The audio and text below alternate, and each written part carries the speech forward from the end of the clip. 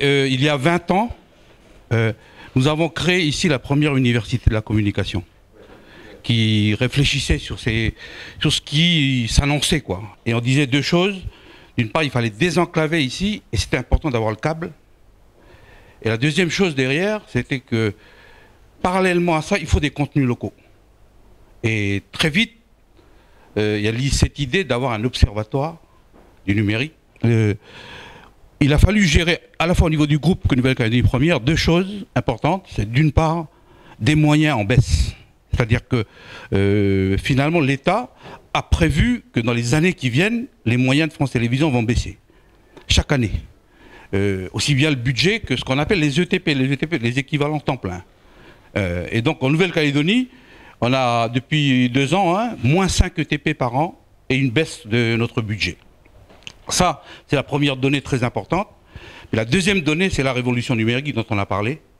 C'est que, voilà, quoi, maintenant, on peut nous voir partout et que ça explose.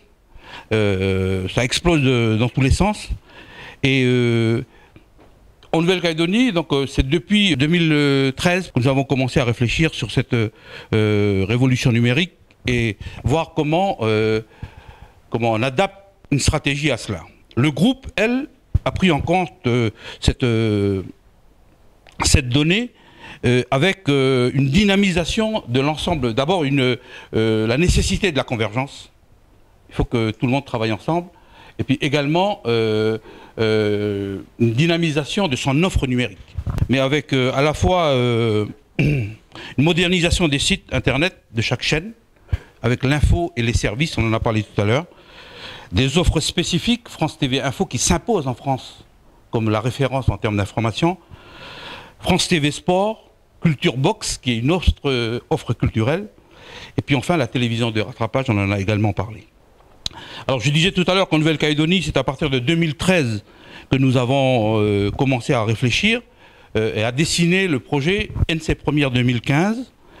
Le projet qui essaie de prendre en compte cette révolution numérique. Pour nos rédactions, donc finalement, il y a eu deux orientations fortes qui ont été décidées au début du projet. C'est d'une part qu'il faut revenir à une rédaction commune. Nous avions une rédaction radio, une rédaction télé, et puis une structure qui gère Internet. Il faut revenir à une rédaction commune avec un patron chargé à la fois du budget, des hommes, et qui décide de l'orientation de la rédaction. Ça, c'est quelque chose qu'on a décidé dès le départ. La deuxième chose, c'est qu'il fallait réfléchir ensemble pour définir une ligne éditoriale unique, déclinable sur les 3 supports. Et qu'il fallait se positionner comme, et on l'a dit aussi tout à l'heure, comme Nouvelle-Calédonie Première, qui sont à la fois la télévision, la radio et Internet.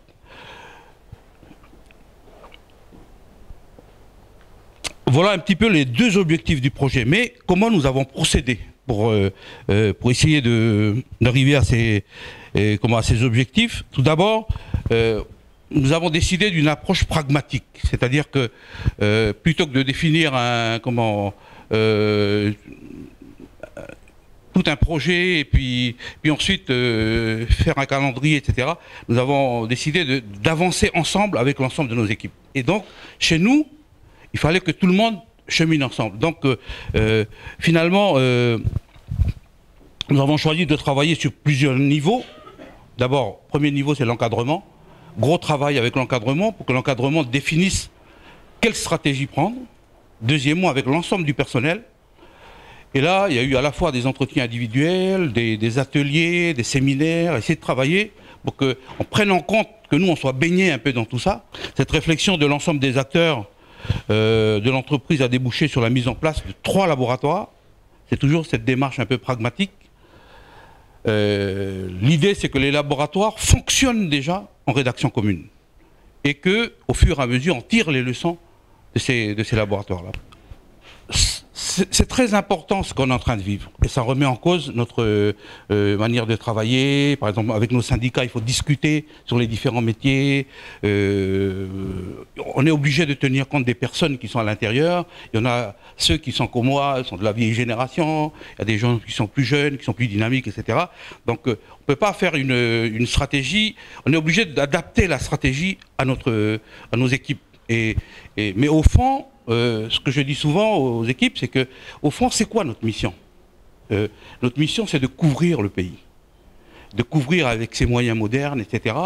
Mais c'est de couvrir le pays le plus largement, faire parler les uns, les autres, les hommes, les femmes, les gens du Nord, les gens du Sud, etc.